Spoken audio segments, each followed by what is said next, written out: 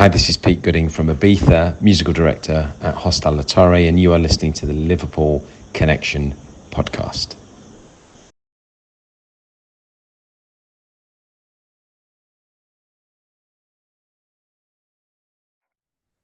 Hi everyone, and welcome to the Liverpool Connection Podcast. I'm your host Daz.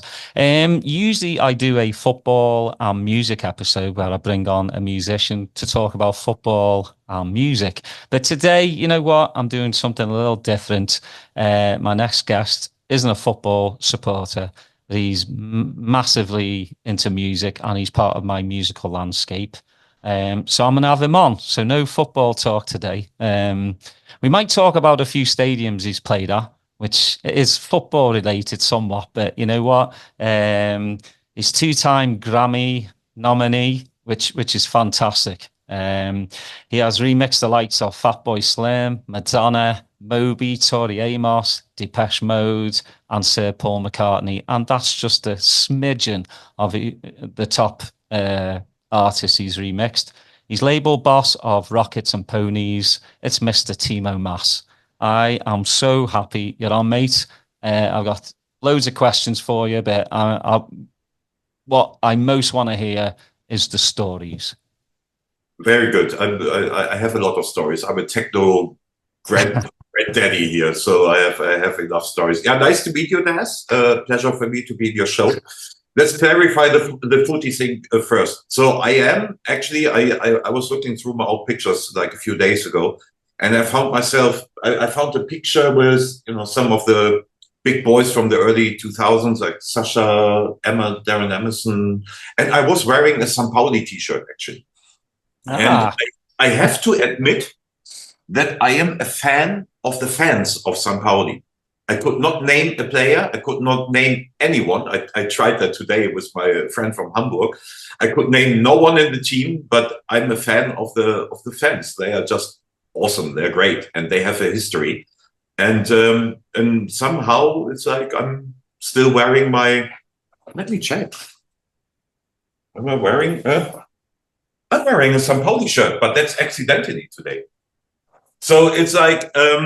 Yeah, I just like, their attitude and the story behind the club really, but not a big football fan. And the other thing with the stadium, you mentioned that already. I did in 2006. I played a stadium actually as a warm up for Depeche Mode in the Legia Stadium in Warsaw, which is actually pretty famous for like having hardcore fans and all that. Yeah. Yeah, I survived as a German in Poland. It was not bad.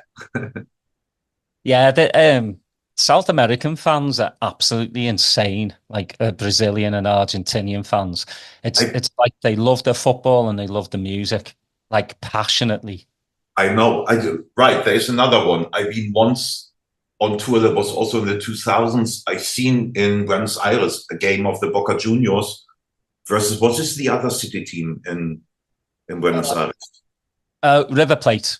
River Plate. It was Boca Juniors versus River Plate. And holy bananas. That was fucking nuts. Yeah. That was properly nuts. I mean, I had nothing to worry about, but that was really kind of scary even, the atmosphere there, explosive, totally crazy. And it was like, they do a lot of the fireworks and everything. Yeah, the whole thing. Yeah, it's mental. But Bundesliga does that as well. Yeah, but they're not allowed to, but they do that. And sometimes also the St. Pauli fans do that. It's like, be fair enough. So they do this sometimes too. It's officially not allowed, but I had a few games. A friend of mine has a lounge in the St. Pauli Stadium since a long time. So once a year or so, I am actually going to Hamburg. And, when I have like whatever, some business to do over there. And then, I try to watch at least like one game a season or so, just for the atmosphere. Yeah, and then I have an easy entry there. So yeah, they're still cool. They're doing good. Erste Bundesliga, first Bundesliga at the moment. So I don't know how long. I don't know if they survive it there, but we will see.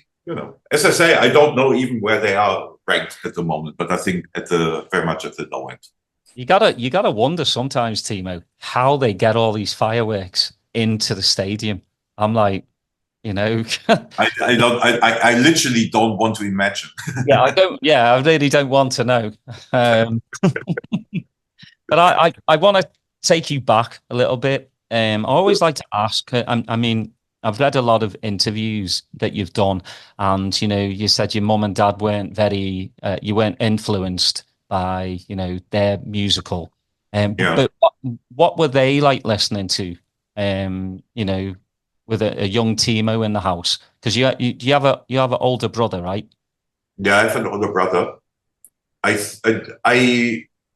Well, my parents split up when I was really, really young, when I was 2. So what I remember, both passed away years ago. So I don't remember my father really having like a kind of a strong connection to music. He used to run a pub or several pubs for about 35 years, and he had his Wurlitzer jukebox in it.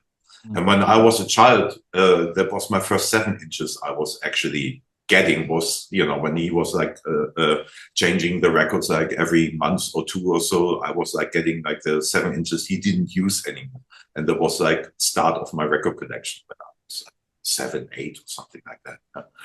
My mom used to like, I remember Fats Domino. Do you know, have you heard of Fats Domino? Like, oh yeah, of course. Proper, what is that? Jazz? Yeah, American jazz player. Yeah. So this is one I remember. My brother was like listening to bands like Pink Floyd at the time, for example. So he had a bit of an influence for sure in the very early years to kind of like just open my eyes for what's out there.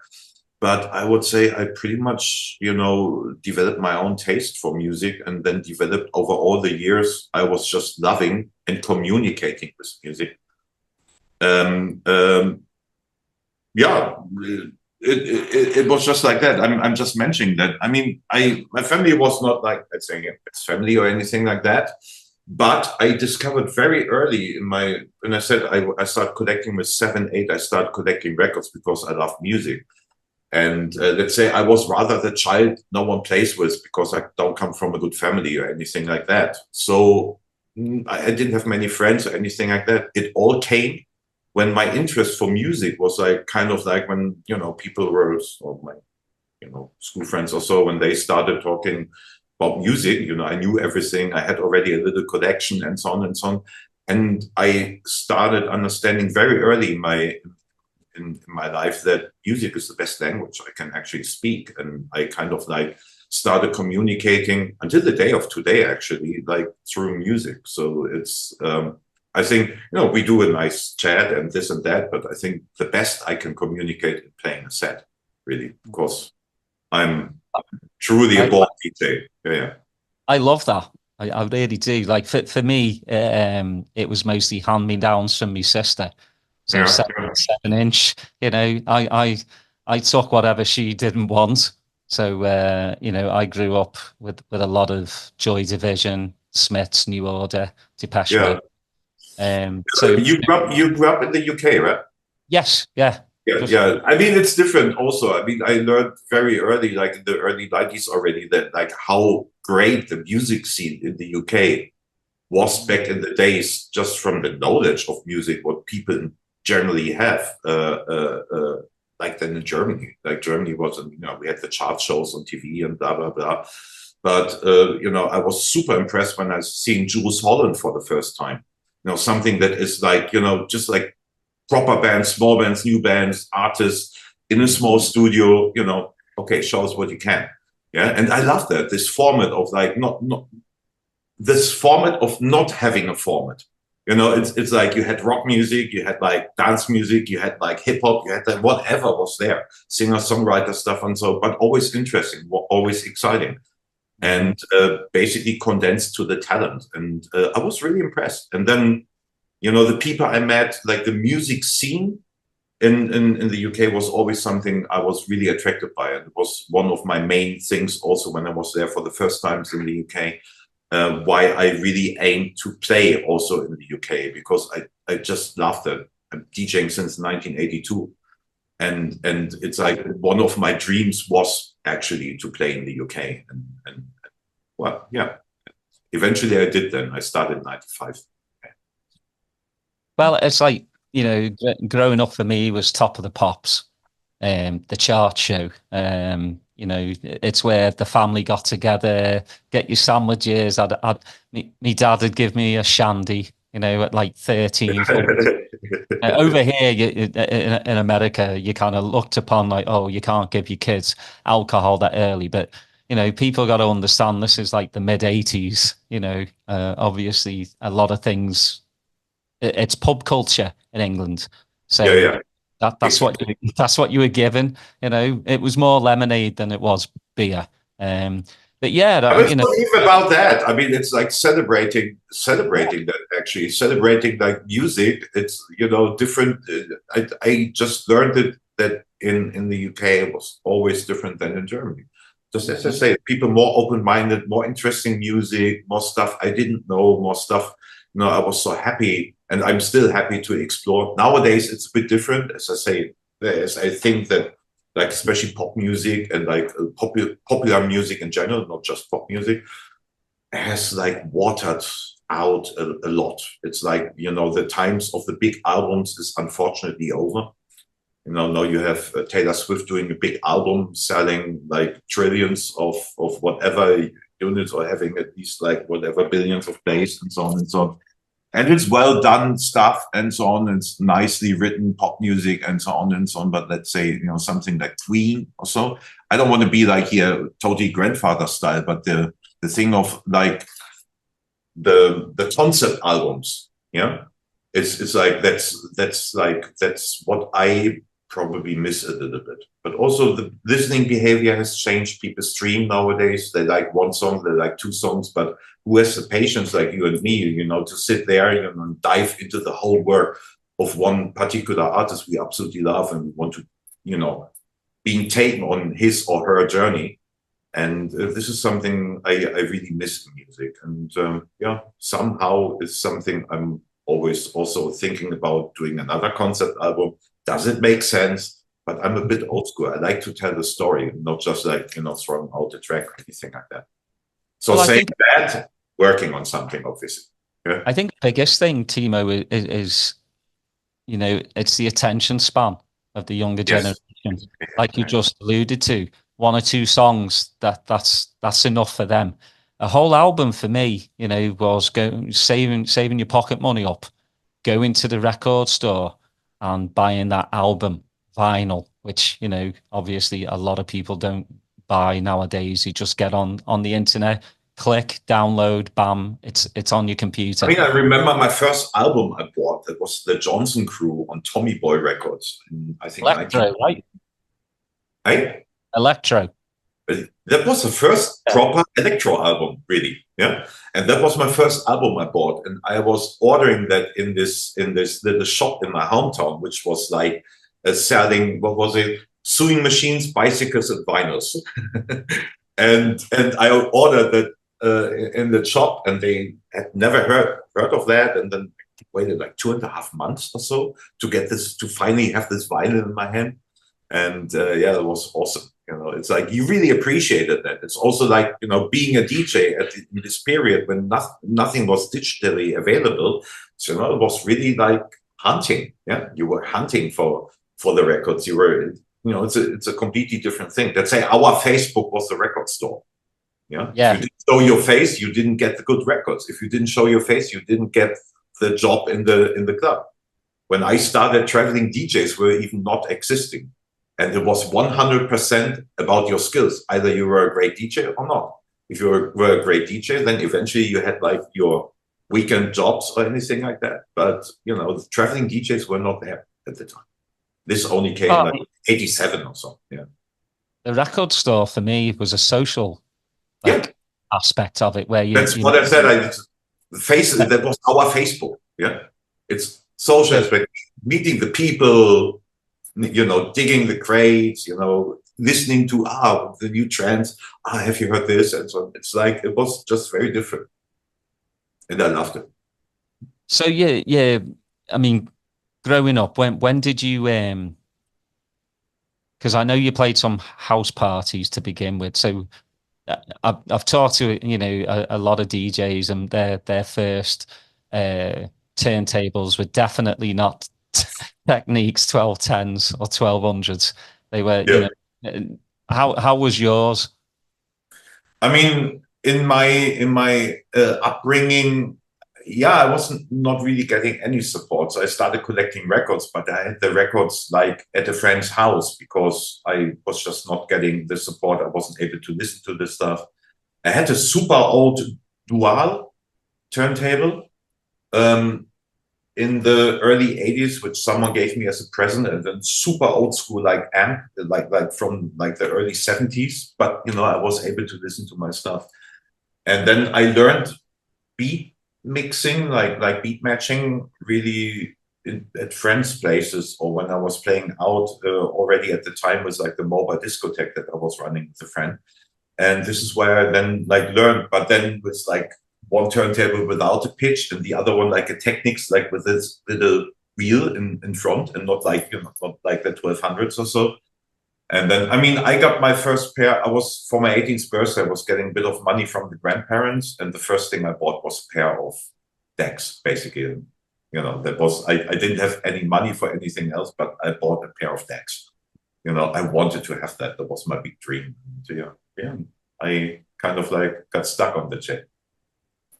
So were you just playing like house parties until, because again, I know you're a club DJ at 17. I said I started in 82, so I was starting playing.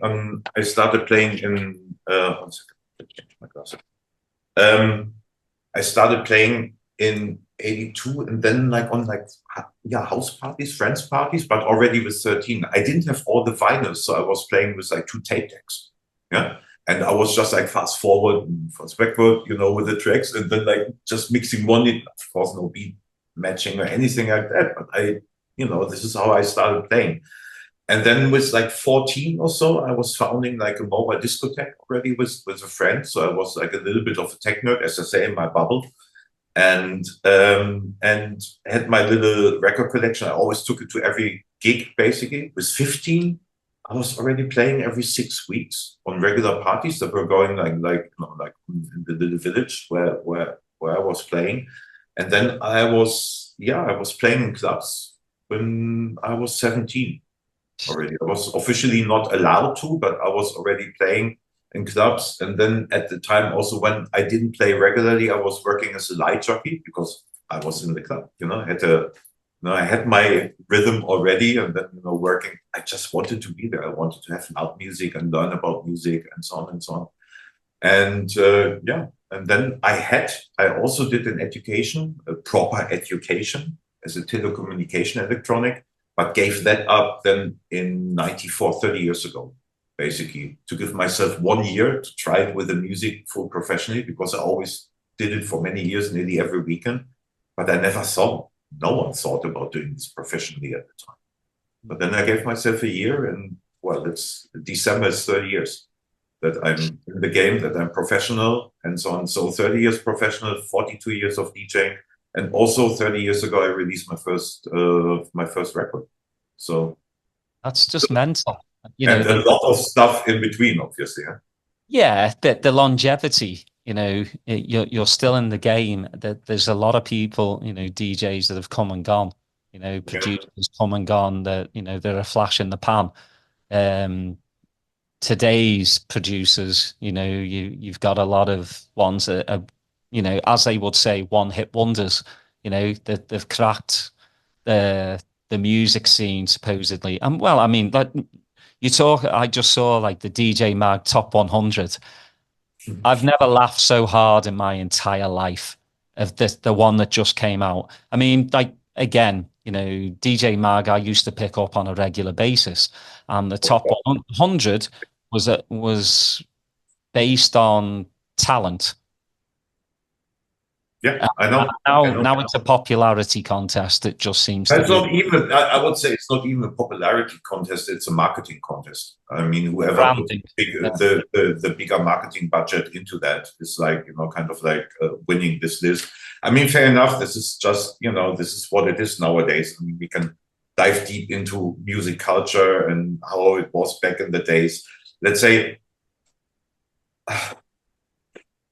what I said before, back in the days was 100% about the music. Nowadays, it's about having the most followers on Instagram and anything like that. I don't want to sound too bitter. I just find it a little bit sad because I don't see this as a service. I see this as an art, what I do. The DJ as well as the music production and so on and so on. I mean, forever, I'm a DJ. And then at some point, it was just not enough for me to play my own stuff. So then eventually I started, producing tracks with my different partners over the years. But as I say, I'm a DJ nowadays. I mean, you have one track, you were lucky, you have this, momentum, you have this one track, doesn't even need to be the reinvention of the wheel, but you're just lucky. One track, and then they put you on main stage on a big festival, and basically never learned how to entertain people, never learned of how to really create a set apart from playing one breakdown and snare roll after the other. And I would say I appreciate older DJs, not that I'm saying like the young guys are generally like not so talented. I don't want to say that there's awesome DJs out there, but a lot of them is like, as I say, it's producers, being put on the stage, and now they're DJs. But we were DJs. We had all the experience, and we used our experience and all the skills and everything to create something that is friendly for the dance floors. We know, and we know how to rock. It's a different thing. But yeah, as I say, I don't want to sound too bitter about this, but I mean, I'm working hard every day, 24/7. I love that. And yes, I'm long in the business, and there's highs and there's lows and so on and so on. But I'm driven by the love to the music. And this is why I told you that it's my language, and it will always be my language. I love just like that. I'm just like that old school, that I really do this and still do this with all the drive I'm having for the soul love of music, and not for the money. I'm a big fan. Of course, I have to take care of. I have my bills to pay, of course, but it's show business. Yeah, I mean, like I've listened to people like Sven Vath and Dave Clark, talk about what's kind of going on with DJing and stuff. And I mean, we can sit here and sound like two old farts, back in my day, blah blah blah, I mean, it's a different time, Yeah. That you've held it down for so long, but when your love for DJing is still obviously strong, when was it where you were like, I need to start making my own tracks? Yeah, that was in the early 90s. I was playing in the 80s already, like, let's say it was like 18, 19, 20. I was playing big commercial clubs in North Germany. And I was playing partly like every Friday and Saturday alone.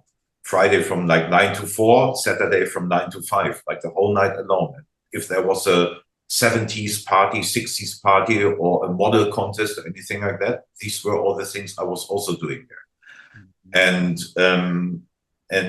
I don't know how often I played Losing My Religion by R.E.M. and how much I hate this song, actually, because I played it so much in this period of my life. And then, like in the early 90s, I said, I frankly, what we called rave music at the time, mainly coming from the UK and a bit from America and so on, and Belgium and so on and so on. This is where my love was. And I was also, since like 86, 87, like buying records into this direction. So this was the music I love, and the other thing was like a service I did. And I was just getting tired of that shit. And I was like kind of like giving up the commercial music then in 91 or 92. and then said, well, maybe that's it with my DJ career or so, but I still collected my records. I completely forget the question. I know I'm going into the right direction. What was the question? Oh, when you started to actually, go, yeah. And then after a few months not playing anywhere, someone asked me, hey, do you want to play techno house? I don't know how we called this in the early 90s party, just that music. Like a promoter from like a 200 people club in my hometown asked me. I said, yeah, why not? I mean, they knew that I love this kind of sound, but there was no platform for that. Yeah, why not? And it became a real big success. So from that point on, I was just like only continuing with like house and dance music. And if I was playing, I was only playing then like this kind of like parties. And then, yeah, automatically after a while, I realized, hey, I have my ideas. I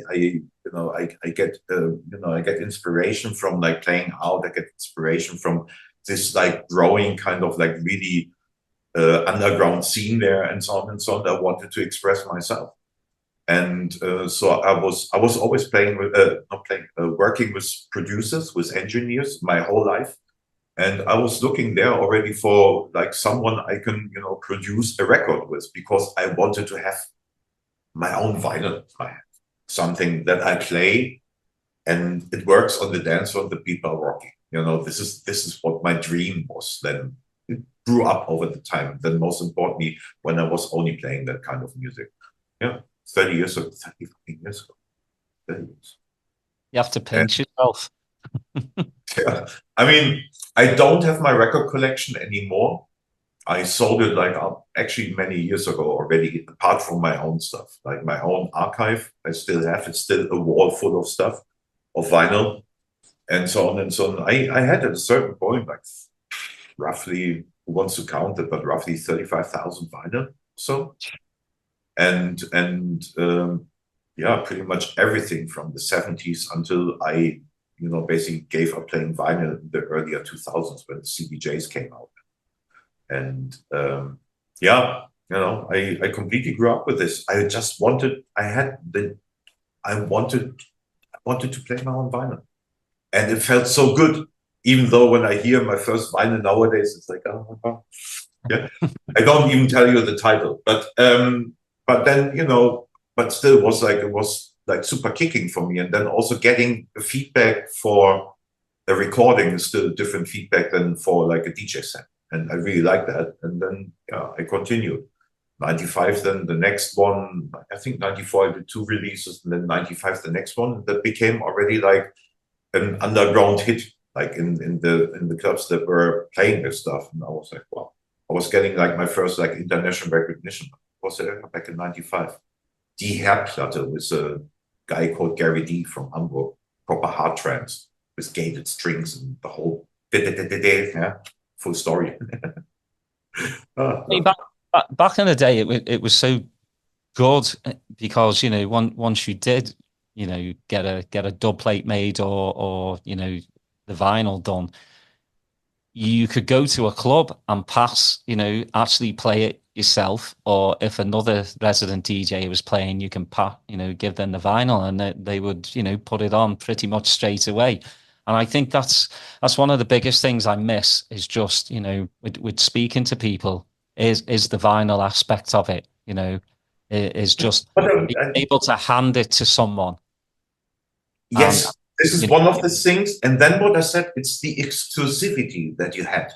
It's like not everyone was able to get this vinyl, and it's like it's like not everyone was able to play your set basically, because it was completely depending on your selection and collection what you were able to play. Nowadays, everyone can have and play theoretically everything. And a lot of people go the very easy way in following the whatever Beatport top 100 and so on and so on, or top 20 or so, play one hit after the other. Of course, this stuff is working for like, big crowds and stuff like that. But it's like, if this is inspiring, I don't think so. If this is art, I don't even think so. I think it's a proper way of like, let's say, of performance in all its directions, but it's not art. Art is the art of selecting. the art of like finding something that is exciting people, but they don't know about that. And I still try to do this nowadays in my sets. I'm super selective with the tracks I'm playing, and I love to rock the crowds with music they never heard. It's still possible today. Yeah, but yeah, different times. But you said we shouldn't sound like two old farts talking about the past. I know, but we are. Yeah. Did you ever, and you can pull the wool over my eyes if you want. Did you ever think Doom's Night would do as well as it did? Because it just took off. I mean, like I said, I've been in the States now for 20, 30 years. But when it first came out in the UK, I was like, it was different from anything I'd ever heard. Obviously, you cannot predict a hit. You just simply cannot. And there is a lot more to that than just like, let's say, there's a lot of particular tracks. It's all about momentum. It's all about, the things that come together to eventually form something that, that get more and more recognized. So this thing, I mean, I call Azido like the spot at the ass of my career. Always when you think it's gone, it's coming back. I am actually right now talking again with the record company about something connected to that. However, when Martin Buttridge and I, Genius Martin, was obviously I did like a lot of the very successful records, late 90s or from the mid 90s until like the end of the 2000s. When we were, Azido was just a local DJ from the north of Germany playing some club there. So he was no one famous at all or anything like that, but we liked to drink Jägermeister together. And so he asked me, hey, you want to do this remix for me? I signed it to, what was it, Edel Records in Hamburg. And, it's like, they have a bit of budget, would you like to do a remix? Okay. So I was sitting with Buttridge and our former partner also in the studio. We were thinking, okay, what we're doing there? Well, the original track is shit. And the only thing that we liked is like the bass line that the guy was like sampling actually from Flat Eric, Mr. Orzo, Flat Eric, from the Levi's ad. And so we said, whatever, fuck it, it's another remix. We just do a new track. So we did a new track just because it was a very, very inspirational time. That was in April 99, I remember. And let's say we had a good output of what we loved with our kind of sound. So we did this remix, which was a new track, sent it then to the record company, and they said, hey, it's a new track, there's nothing of the original. I said, well, the original is shit. Yeah, we can't take this. Okay, whatever. And then that, by the way, became the single Ubik, which became my first big single in the UK. Like the same year or a year later, no, 99 or in 2000 became really big. However, so the record company refused it. And then we went back to the studio and we said, hey, we give up this remix. No, we give it one afternoon. We just do a track one afternoon. And then Martin and I think we worked like together 3-4 hours on that, what it is today. And again, we realized, fuck, there's nothing of the original. Whatever, it's like, let's finish this remix. Shall we do this as a Timo Maas thing? No, whatever, let's deliver that remix, whatever.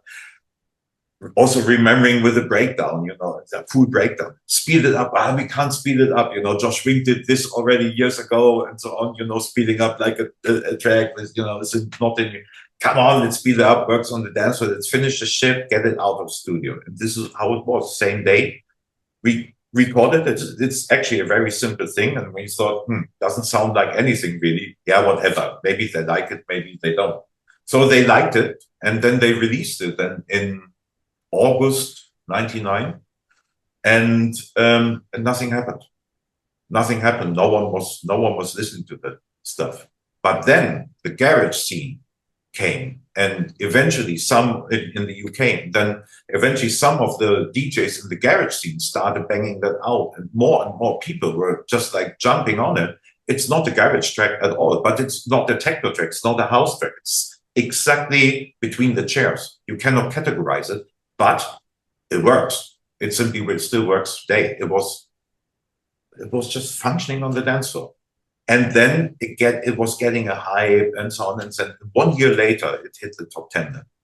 Got released 3 times, but was getting bigger and bigger and bigger and bigger. Then I think Notting Hill Carnival 2000, it was getting played on every fucking stage from every DJ, from drum bass to techno, from house to break beats, big beats, or whatever was hip at the moment. And then the week after, it hit the top 10 then in the UK. And then, became a worldwide hit.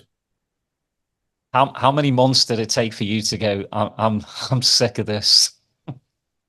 I'm still not sick of it. No? In a way, I mean, of course, it's like it's 25 years old now, this track, but it still is what it was like back in the days. It's like, just the bass line is whoa. It's like everyone knows that when the sound comes, it's from that track. It's some kind of like a history that's written there, and it still rocks. It still rocks. I mean, my data collection always tells me when some of my colleagues play. And it's getting played every weekend, still all around the world, from famous, non-famous DJs. And it's like, it still is a statement. And of course, I'm proud. And of course, sometimes the history annoyed me, obviously, because I was getting ripped off we were getting ripped off by the record company and blah, blah, blah. So the real money the so-called original artist made. But whatever, it was the breakthrough for my name and me, then in the whole world. And the years after were just getting more and more crazy, just like ridiculously fucking crazy. Well, I mean, you did your debut album, Loud, 2002, yes. And then your mixes with Oakenfold's Perfecto. Yeah, I mean that just, I mean, for me, your Mad Dogs was absolutely insane. Again, it's I grew up. I'm a househead, but in a way where I take in progressive, deep house breaks. I mean, if it's good, it's good. I don't give a crap what you call it, what genre it is. If it moves me, then it moves me. And you don't want to. I don't think you've still been pigeonholed, because when somebody says, "What does Timo play?" Timo plays what Timo plays. It's Timo. I always said back in the years, what is this you're playing? Yeah, Timo sound. What is Timo sound? I said, come to my show and listen. I never played the same set. I never played the same sound. I just, as I said, I'm a DJ. Every room is different. Every club is different. You go to the same club every Friday, every Saturday. It's always different. It's always different vibes, different people. So it's like, so your music should be, when you're smart, also different. Fitting to the people, reading the crowd, understanding what they might like or not, and diving into old school again. Techno grandpa. Do you do a little bit of research, when you're playing like say a club that you've never played before? Yeah. Do you do a little research on the club and maybe listen to, what they've played?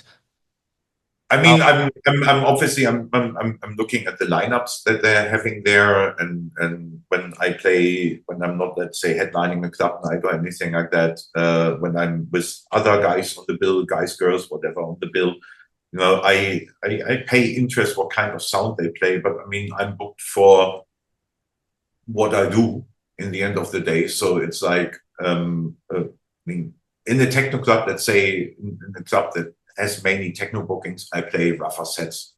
Not that I, play like the others or so, but of course I play 2-3 BPM faster and a bit more like, let's say, the ballsy stuff or anything like that. But it's like, I love the clubs where it's not happening too often, but where I play the whole night. Yeah. I love to do that, like setting my own vibe from the beginning on, or when I have, those Gewölbe in Cologne, for example, is a club like that, where they always take care that you have when you have a warm-up DJ, then the DJ is also doing a warm-up, because that's an art too. It's not like playing his ego shit, like to got the hands in the air and the people screaming before any kind of, in the progression of the night, any kind of like highlight the headline DJ or whatever is coming on. You know that. You know what I'm talking about. And also a lot of experience with that. But I love to play long sets. I love to progress, and everything is different. Every night's different. I never prepare sets, but I always prepare myself. Nowadays, since many years, I got my 3 USB sticks, all identical. If I lose one, happened very often already, that I always have, a backup. And I'm preparing myself every week, obviously, with like listening to new promos, playing my new stuff from my friends, crate digging as much as you can call it like that. But, I'm still researching a lot about music. I'm also a coach nowadays for up-and-coming producers, artists, and so on, coach, mentor.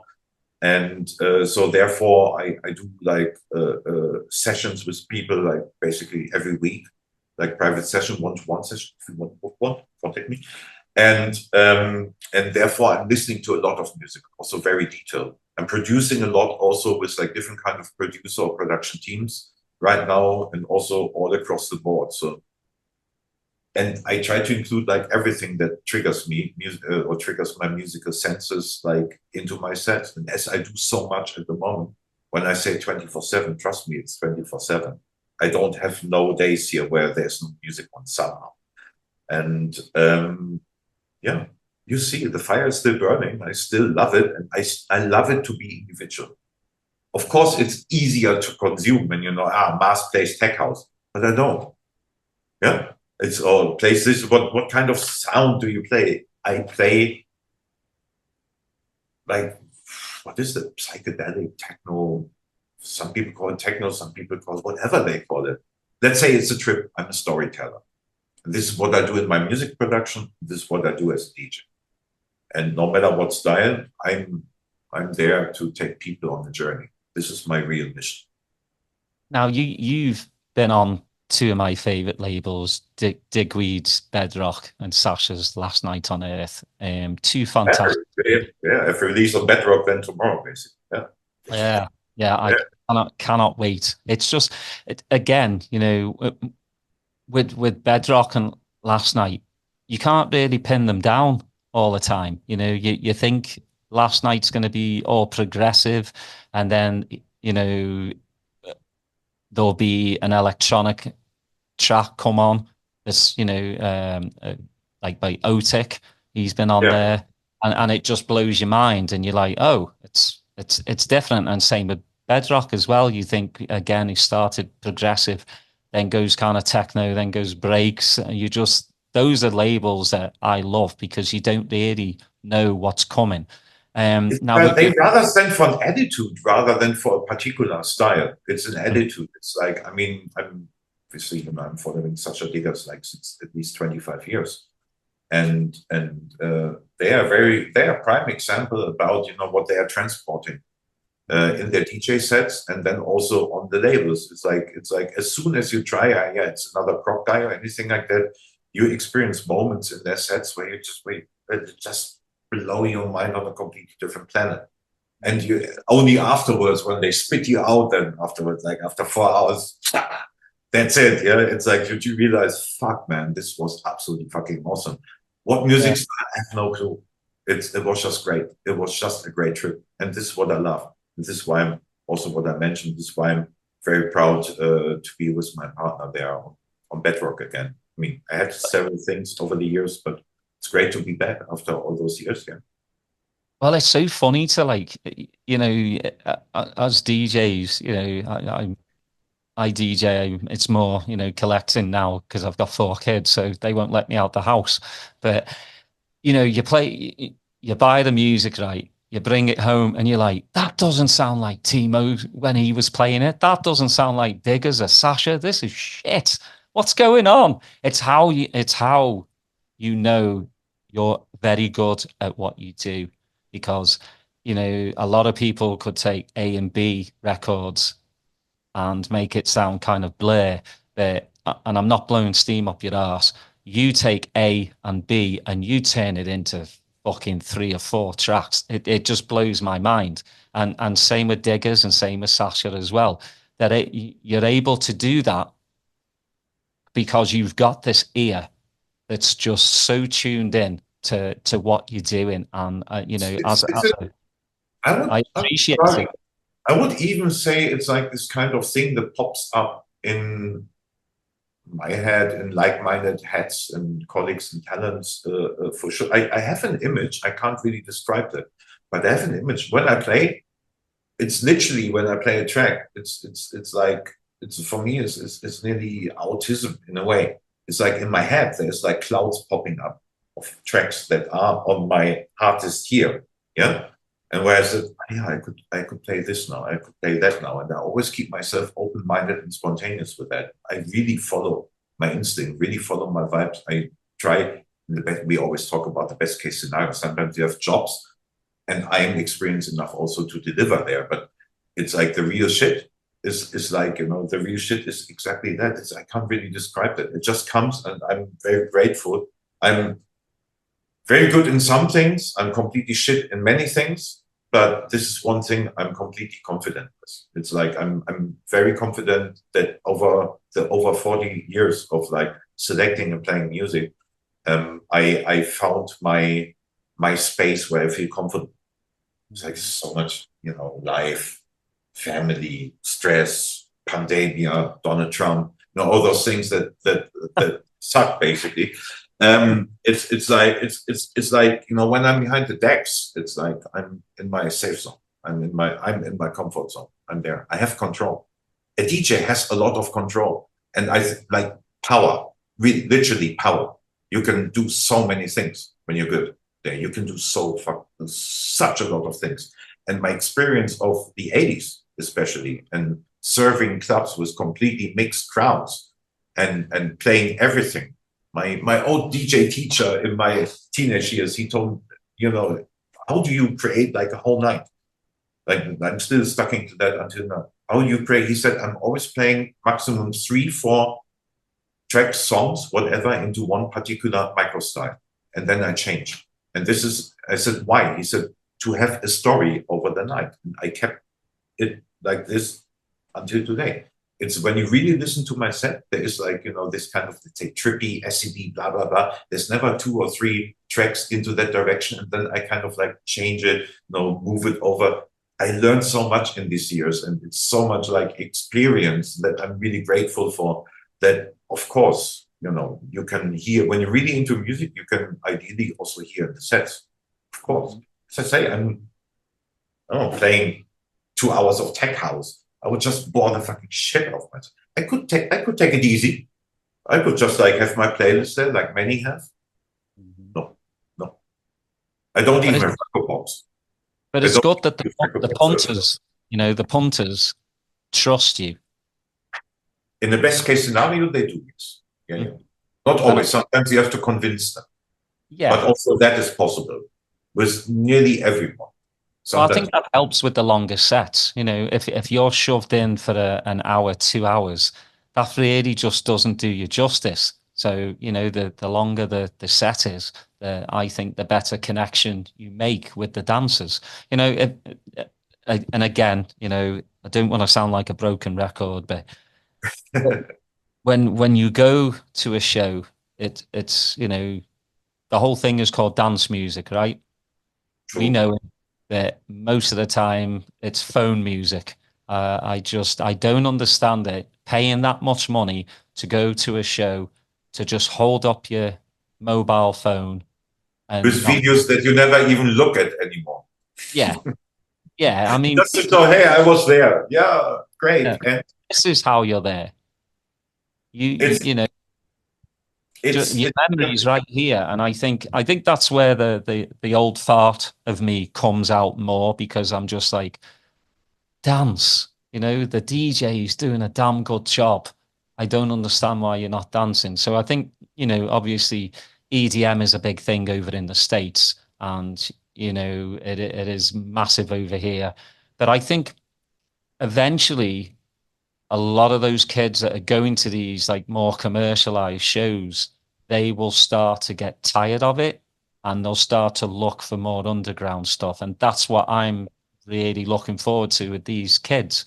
You know, when they hit they're 18, 19 now. Once they hit maybe 22, 25, they'll be like, I've had enough of that cartoon techno that's been playing, and I want something more that has a bit more soul to it, bit more funk to it, and I'll start to delve into, you know, different backgrounds of music, and that's what I'm excited about for the future.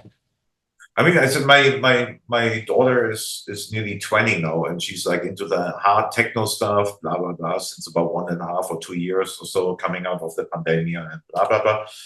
And but however, she's first of all a very good example of how just young people consume, because she's just a typical consumer. And I'm studying that, super interesting for me. And but nowadays. She just told me, actually, she told me yesterday that she was like relatively recently diving deeper into my music, actually, and that she likes some of the stuff, you know, like, for example, she was like mentioning Enjoy the Silence, the remix I've done for Depeche, that she says, and I felt like really honored from my daughter. She said, this is the most beautiful thing you've ever done. And I was thinking, it's not hard techno, darling. Yeah, she was like, and it's like, you know, it's exactly that. She started with the hard techno stuff. Before that, she was just consuming whatever was there, and then like the harder techno stuff. But now she's eventually learning more. There is more different varieties. You mentioned underground. It's not really underground, just different. It's like you know, just different music. It's like when, you know, not all of them, but a good portion of those, let's say, young people. I don't always want to call them kids, but of the young people, you know, I'm happy to see when they develop musically for their music understanding into like kind of like different directions. It's like, okay, EDM, fine. You know, we see this as a door, as a gate to something. I mean, I'm happy that generally electronic music plays such a big role.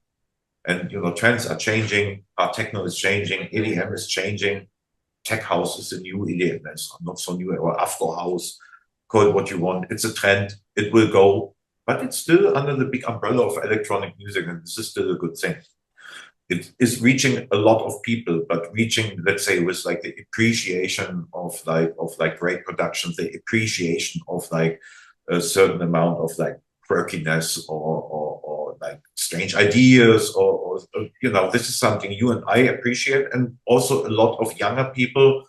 It will always be only a few percentage of the whole listeners who will, like in everything in life, that are so deep into that and that appreciate that so much like we do. I mean, we are no good examples because we love music so much and was never questioned by anything or anyone over our whole life. So it's like, it's a different thing, but yeah, as I say, it's good. I'm happy about this, like with the story with my daughter. And I'm also, you know, I'm happy about everyone in the club who's like just over 20. I just had this situation last week in Cologne with a whole bunch of people. They're just over 20, and then like 2 hours into my set, they come, hey, can you tell me your name again? You play really fucking great music here. What's your name? I said, Timo Maas. I never heard of you. I said, do your research. I said, there's a lot to discover. And it's normal. I mean, I have my heritage. I do this since so long. I've done literally everything. But shall I always have my dictionary with me? Here, read about. You know, I'm this, I'm that. It's like in nowadays market, it's important to be relevant today. So this is why I appreciate like releases on such iconic labels with modern music that I'm doing, like Bedrock, or I have something on Crosstown Rebel also coming out in January, and so on. So like proper label with like great reputation and so on that matter today, and I'm happy about that. But if someone is just seeing me for the first time, do your research, trust me. And I'm not an arrogant motherfucker. I'm totally down to earth. I just did so much stuff. There's so much music to discover. It's like sometimes I don't recognize my own stuff I've done 20 years, 25 years ago. Oh, fucking cool track. Sounds actually pretty chunky. What's that? That's you, motherfucker. Yeah. What is that? 98. Yeah, I did this EP on whatever. Yeah. Well, you've got to pinch yourself because I mean, again, I know you're not a massive Depeche Mode fan, are you? No, not like fan. I always loved them because they are clearly a part of my youth. They came up in the 80s. For me, the best years, the best decade of pop music, anyways. And they were just an integral part of my youth without even being a hardcore fan. Depeche Mode was there. People are people, master and servant, all these things. This is the soundtrack of my youth. Yeah. But I was never going crazy to like travel behind them on like so many concerts or anything like that, or like putting posters on the wall. I was far too busy, consuming music as much as I can in all different directions. But yeah, but it was still quite a big deal to have one of the most prominent songs of what I said of pop music on the mixer. I remember when I was there with Martin with Enjoy the Silence, we called it after a few weeks, we called it Enjoy the Violence. Yeah, because we were really working hard on this, to just like take such an iconic piece of music and reinterpret that without destroying the original vibe. Because that was our target. This is how we get into the studio. And we really needed a few weeks to nail it. But I mean, this also gets placed every weekend. I just played it in my last set. I was playing like a few days ago. Yeah, you 100% nailed it. Yeah, I'm me and my wife. You know I did Personal Jesus too. Yeah. I actually, me and my wife are massive Depeche Mode fans, and I'm so surprised that she'd never heard the Personal Jesus mix you did, and I played it for her last week, and she was like, "Holy shit, what is this?" I was like, "This is Timo Maas. This is Timo Maas and Depeche Mode, a match made in heaven." And she was like, "Holy shit," And then that got her going down the rabbit hole, which was really good because she's not a big like dance music fan. She's more like dance music, like 80s kind of Depeche Mode. But yeah, she was. This is really good. I was like, yeah, of course, it's really good. But I mean, it is just amazing because she's a Tori Amos fan as well. You've remixed Tori Amos. I mean, and being able to remix Sir Paul McCartney, which is massive for me because I'm a Scouser, Liverpool, and he didn't even know about that. I mean, this would be an extra podcast to tell the story about this thing, but he didn't even know about that. No one asked me for a remix. I had the parts. The story's too long to how I got them, but I got them on kind of a half official way. I got the parts and was thinking, this is like the original song sounds like house music from the 1970s with a piano line in it. And I had the parts, and only 7 years later, I nailed it together with my friend James Teach, and no one asked us for that. No one asked us. No one was expecting nothing. We were just, hey, you have Paul McCartney parts? Yeah, I do. Where do you get them from? No one has Paul McCartney parts. I said, I know. Blah, blah, blah. What are you doing with that? I said, well, it's laying on my hard disk. I once like fixed the speed, and I tried like to reinterpret that with like different people, but never worked out. Can we work on that? I said, yeah, no one's waiting for that.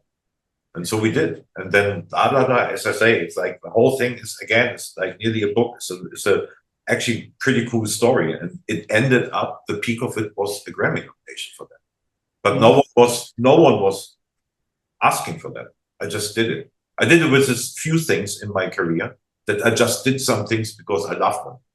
But I would say there with this Old Wings song also, I think this is pretty much the absolute maximum you can reach. I mean, getting recognized for something you just did because you love it.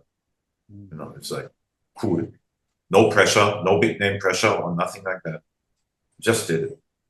You didn't get a telephone call from Paul. I met him actually. I had the pleasure. I have a picture also somewhere on my Facebook or so. In the process of when it was getting official and and he loved it and so on. I met him on a concert here in Düsseldorf. He was on his tour. On 17, it was in must have been 2016, 8 years ago. and we were in negotiation with the management. We were like in the process there, and then the manager said, "Hey, Sir Paul is in Düsseldorf on Friday. You know, it's like I'm going to put you on the what was it? I'm going to put you on for 8 o'clock for a meet and greet." And I was like 2 days before, and I was like, "What does it mean, meet and greet?" I was writing about, "What do you mean, meet and greet? Meet and greet? Yeah, I thought you might like to meet Sir Paul." And I was like, "Fuck yes, of course." So we went then I went with a friend. We went to Düsseldorf, and then I had my 5 minutes with Sir Paul. It was awesome.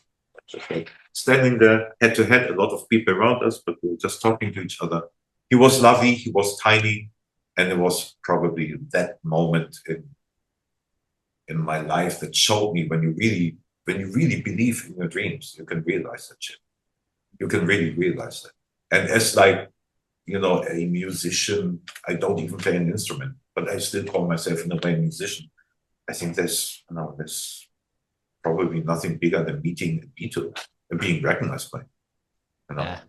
Yeah. That's when you know you've kind of you've made it.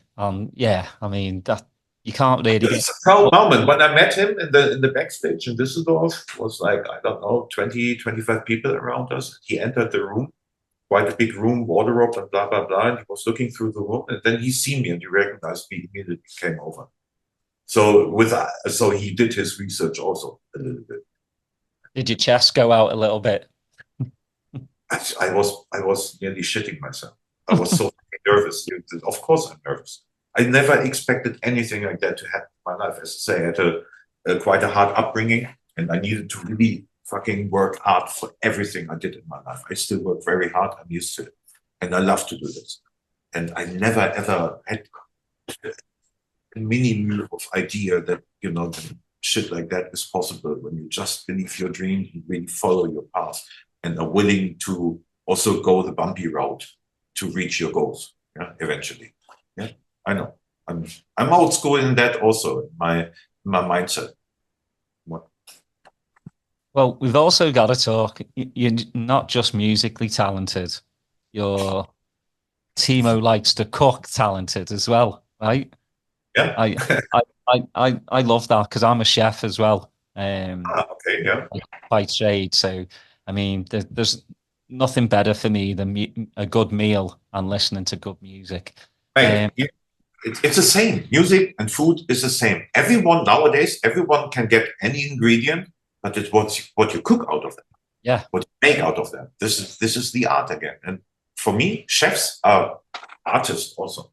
Like proper chef is an artist. It's like, you know, she's expressing themselves from something they really believe in, they're really convinced of, in the best case scenario. Yeah.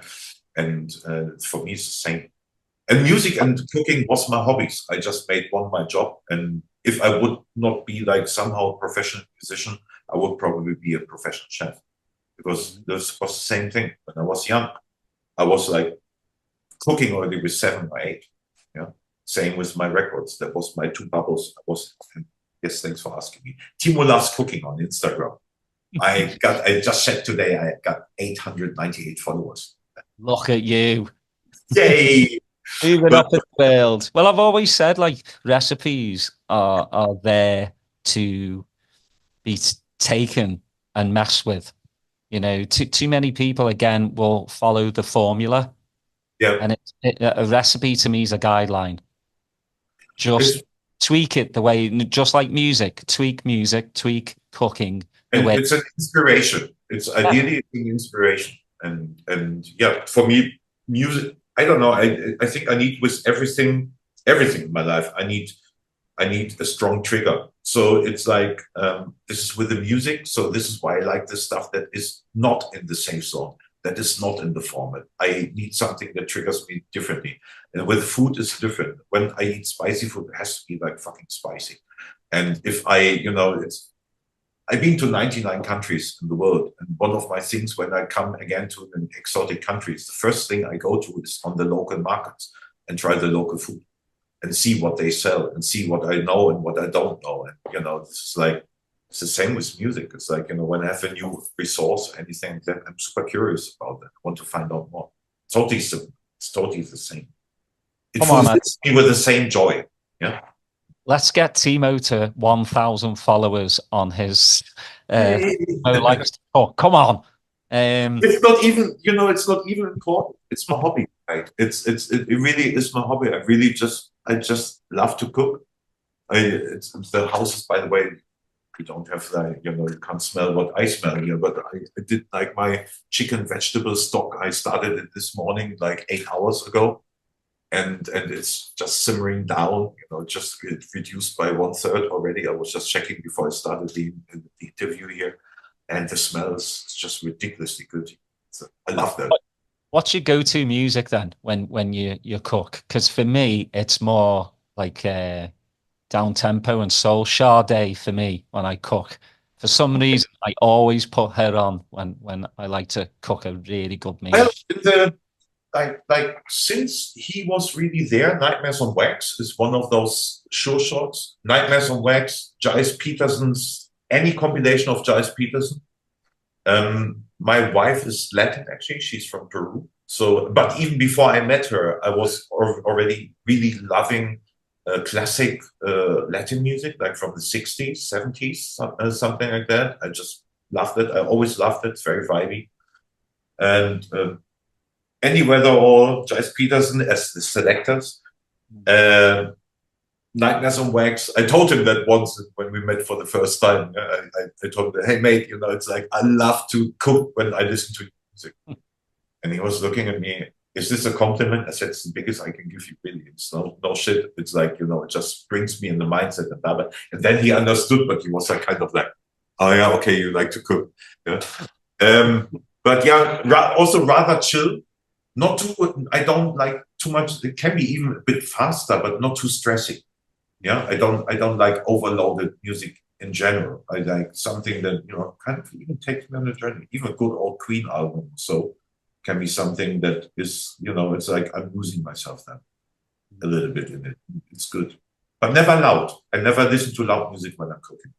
It's always just a soundtrack to what I'm doing.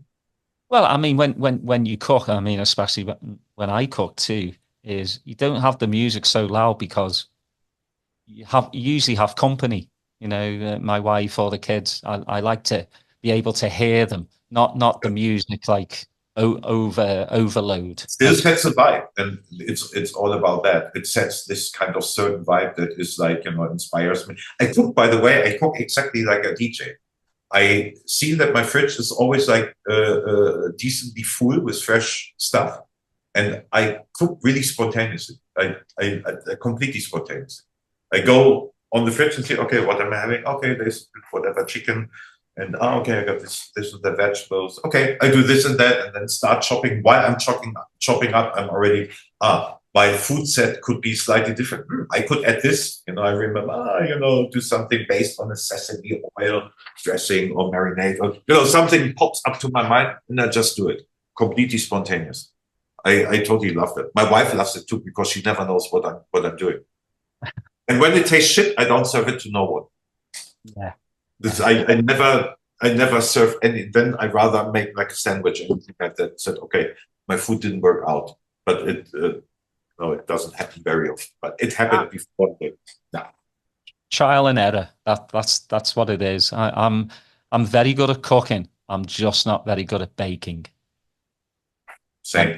Because it's more of a science, and I don't like it because you have to be exact with everything. While cooking, you can do whatever you really want. With baking, you've got to be exact, and I'm like, nah, I'm not having that. Okay. A piece of lime, a bit of this, a bit of that. Kind of, I got my drawer there with all my herbs and spices and stuff like that, and it's like a well-filled record box. Actually, okay, I try this. But yeah, right. In baking, you can't do that.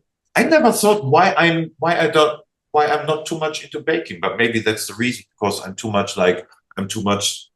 If you have like 20 grams too much of baking powder, you're fucked. Yeah. Or less, you're fucked too. And it's like, I do pretty good pancakes, let's say it like that. It's like my cookies, especially when they have like some kind of herbal ingredients, are also decent.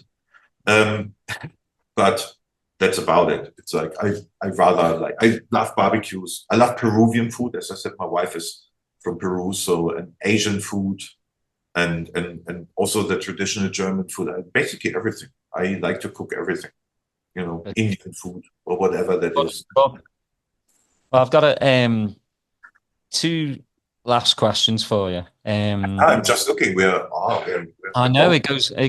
That's what I kind of love about the podcast is you just having great conversation, and you know, I already kind of look and I'm like, wow, it's already an hour and something. It's because it just flows. You know, there's not really a pause. There's not much white noise. We're talking about things that we love, so it's great. I know you've got a bunch of stuff coming out. Do you want to? I know you got the Bedrock coming out. You said next week. No, it's tomorrow actually. Oh, tomorrow. No, on Friday. Today's Wednesday. Yeah, on Friday that's coming out. For everyone, I guess this podcast is coming out in a few days. So 1st of November, that's out on Bedrock, 2 tracks with my friend Costax from Italy. Young talent. For me also, it's very important to work with like younger generations, you know, getting inspired by them, also inspire them and try to push them into like kind of things they haven't discovered yet. Works actually quite well. I have a few of those projects. There's a track on Cross on Rebel coming out with Inamo, another homie from New York, actually, that's coming out in January. I just released a track called Beat the Beat Up, which is actually doing pretty well right now in the clubs. On a small Italian label, Loco Dice is just about to finish the remix for that, so he's still my old friend. And he's delivering the remix in the next days too, so that's coming out in December. And I am actually writing new songs for a very good friend of mine, like a rock musician from a band I work with a lot, and I'm writing new songs at the moment with him. So there's there is something bubbling, and so far it's all relatively early stages, but I mean the demos are there. So wish me luck that we can complete that, because I think this is super awesome. It's completely out of the box of what everyone would expect from me, but it sounds like me. And then, you know, there's definitely 1 or 2 of the older things are going to be re-released next year. In what form, I will see. I'm, as I say, 24/7. It's like my days are filled with negotiations, with work, with this, with blah, with cooking, and but there's a whole bunch of things coming up, and well, it's like whoever is into also my sound of today, there's a whole bunch. Check out Beatbottles.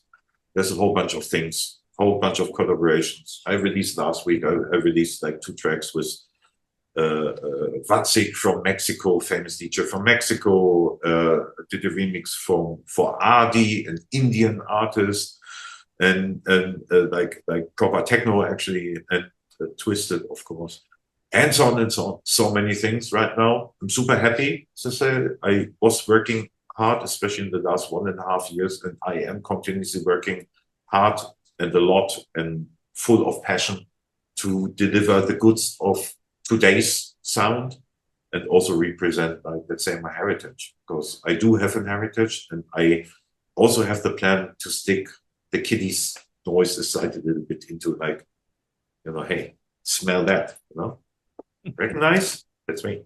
Yeah, there's a lot I can look back to, and I can kind of like rely on, and that's good. Well, Timo, it's been an absolute pleasure to have you on. Like I said in the beginning, you are part of my musical landscape, and I'm honored to chat to you. I want to say thank you to Neil, one of our good mates, for, you know, hooking me up with Timo. Really appreciate that. You told us you're a latch. He's a good. I had so amazing parties with him. Seriously. The best parties I ever had in LA, and I had a lot of great parties in LA, always Neil. always knew. We had such a good time back in the years. Oh He my looks God. after you. He looks after you. He's just a nice bloke. He's just a lovely person. What I said in the beginning, right? He's just one of those people. No matter how long we haven't seen each other or we didn't talk to each other, it's like, you know, you even don't say hello to him. Just boy, mate, you know, blah blah blah. What did you immediately back in, immediately great vibes. Those people are rather rare. Because he told me, I don't know, you would have probably approached me, and then I said, well, okay, you know, it's another podcast. But he told me, and then there's no question for me. It's like, you know, it's proper reference. We know each other such a long time. We're very good friends. So, yeah, Well, please, for all you, when this does come out, please go check out Timo on Beatport, you know, Spotify, Bandcamp. SoundCloud also. I have a whole bunch of things. Every musical, anything out there, you will find Timo's name. So please check him out. As always, please like, subscribe, put your notifications on, and we'll see you next time. Peace.